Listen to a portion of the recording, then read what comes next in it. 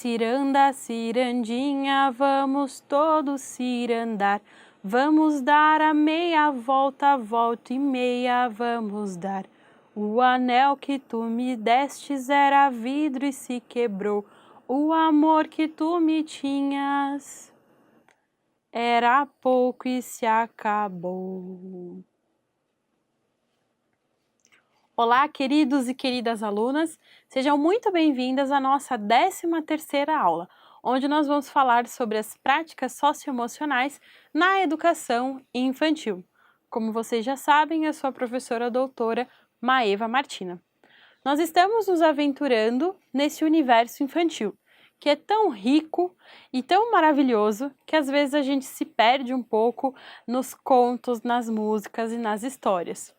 Mas a gente sabe muito bem que se a gente gosta e fica com esse gostinho de quero mais, é porque a gente volta lá na nossa infância e lembra dessas músicas.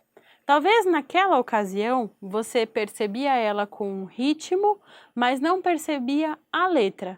Hoje, adulto, você tem condições de perceber o que cada uma delas tem de significado.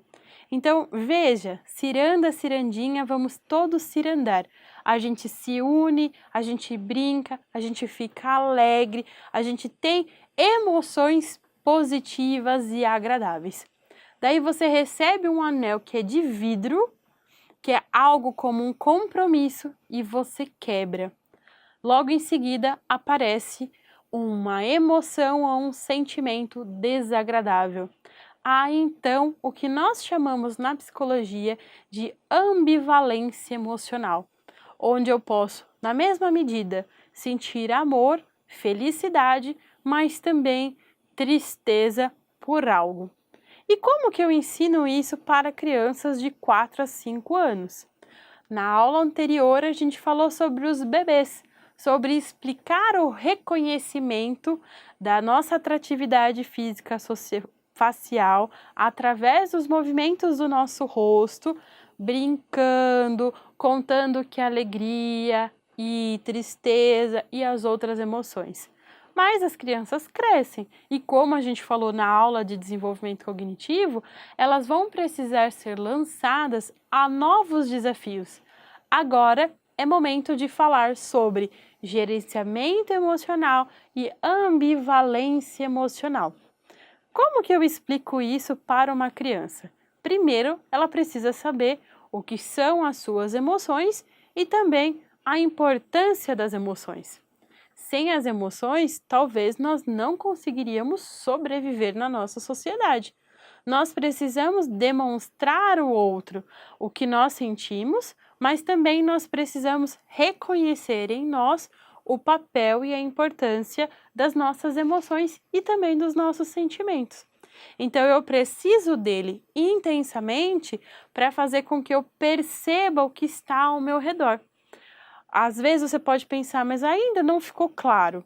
Vou dar um exemplo. O sentimento, a emoção, medo e a família da emoção do medo, ela é importante.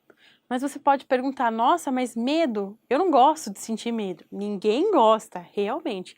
Mas o medo nos ajuda a sobreviver em uma situação difícil, complicada e até mesmo perigosa. É através do medo que o nosso corpo, quando eu sinto medo, que o nosso corpo se prepara para fazer coisas que vão trazer a nós a sobrevivência, como paralisar, para pensar, como dar fuga e correr, e assim por diante. Então é o medo que te paralisa, mas é o medo que também te faz girar essa chave e tomar uma atitude. Se nós não sentíssemos medo, nós viveríamos por impulso, seríamos impulsivos e compulsivos. E aí nessas a gente não ia conseguir fazer mais nada, não é verdade? Então eu preciso do medo, eu preciso da raiva. É através da raiva que eu crio o senso de justiça na criança. Então a raiva ela não é de toda ruim. A intensidade da raiva que não é positiva, mas deixar a criança sentir a raiva, validar o seu sentimento e a partir disso mostrar para ela os novos caminhos é o nosso papel. Então, a ideia não é fazer terapia, nós somos educadores, mas é a possibilidade de reconhecermos a importância das emoções e como a gente pode trabalhar isso com as crianças. Mesmo na música da Cirandinha, eu consigo falar que a gente pode sentir emoções ao longo de todo o dia e que elas são também como ondas. Elas podem estar um pouco mais fortes, um pouco mais fracas, mas elas são constantes na nossa vida. Então, durante a ciranda, eu posso rir, me alegrar, me regozijar. Mas na hora da perda, da quebra do vidro, do anel de vidro, eu também posso ter um momento de tristeza. Como eu disse, as emoções são para a nossa sobrevivência e elas vão nos ajudar a nos desenvolver de qual forma? Trabalhando especialmente aquilo que a gente sente. É difícil para a criança pensar no outro ainda, mas a partir dessa faixa etária que estamos trabalhando nessa aula, de 4 a 5 anos, a gente já começa a demonstrar esse sentimento de empatia. As crianças gostam muito de animais, então a gente pode começar com animaizinhos e depois a gente pode ir ajudando eles nessa projeção nos próprios amiguinhos.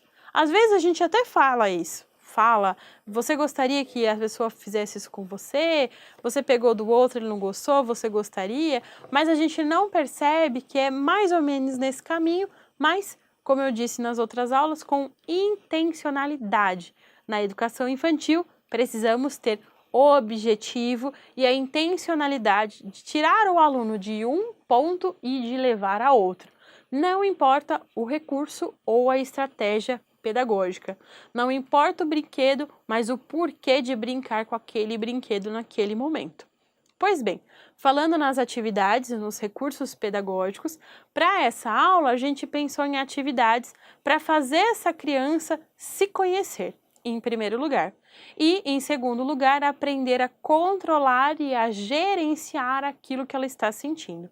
Na primeira atividade, nós estamos fazendo uma indicação simples, com baixos recursos, que é pedir para a criança desenhar a sua silhueta em um papel craft ou uma cartolina, em um trabalho em um tamanho grande, em que ela possa desenhar toda a sua silhueta, da cabeça aos pés, e aí a gente vai atribuir cor a cada emoção. Então, por exemplo, a raiva pode ser vermelha, a alegria pode ser amarela, e aí você, como professor, pode elencar algumas emoções, desde que sejam emoções conhecidas, nomes conhecidos por todas as crianças da sua turma. E aí depois é deixar essa criança pintar, se divertir, se sujar.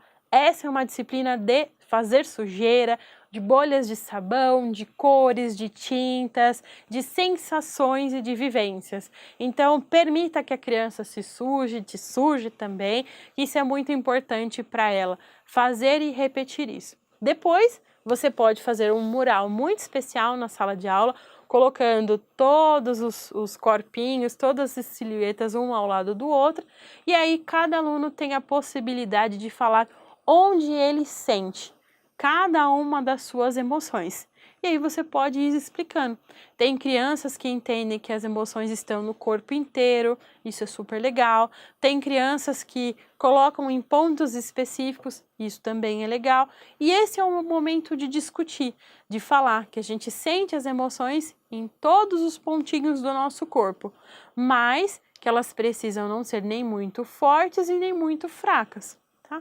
Então, isso são atividades simples, mas que a gente pode trabalhar o desenvolvimento das habilidades socioemocionais para ajudar essa criança a se conhecer.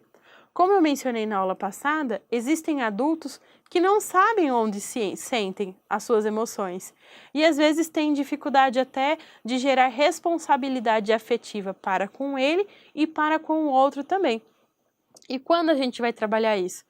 Tão tarde, já na vida adulta, quando essa pessoa já tem filhos e netos, assim por diante? Não, eu posso começar já na educação infantil, trazendo a importância das emoções e dos sentimentos para essa criança. Outras atividades podem ser aplicadas. Como eu disse mais uma vez, não comporta ao educador ou pedagogo fazer terapia. Mas se você perceber que de algum motivo essa criança está apresentando apenas sentimentos desagradáveis ou muito intensos, é interessante acionar a sua equipe de gestão pedagógica e com elas a família. Talvez seja o caso de investigar. Tem crianças que sentem ciúmes em excesso, medo em excesso e nem por isso a gente vai desvalidar o que a criança está sentindo. Então, mesmo quando essa criança chega na escola trazendo uma história de um monstro, de algo ruim que está debaixo da sua cama, aquilo ela está sentindo de verdade. Dizer para ela que é mentira, que aquilo não está acontecendo, é minimizar o sofrimento dessa criança. É aos poucos ir reduzindo aquilo que ela sente. Isso não é legal, nem para essa criança, nem para esse futuro adulto. Então a gente recebe, acolhe essa informação, não aumenta e não diminui, valida, respeita e aí trabalha a partir disso. É possível sim desenvolver a área do desenvolvimento socioemocional, gerando a inteligência emocional a partir ainda da primeira infância. Super legal, não é mesmo? E traz também para nós a nossa responsabilidade para com essa criança, já mostrando que um adulto que demonstra responsabilidade afetiva vai gerar também uma criança com essa consciência. Gostaram? Espero vocês na próxima aula e não fiquem aí pensando no anel que se quebrou, hein? Até a próxima!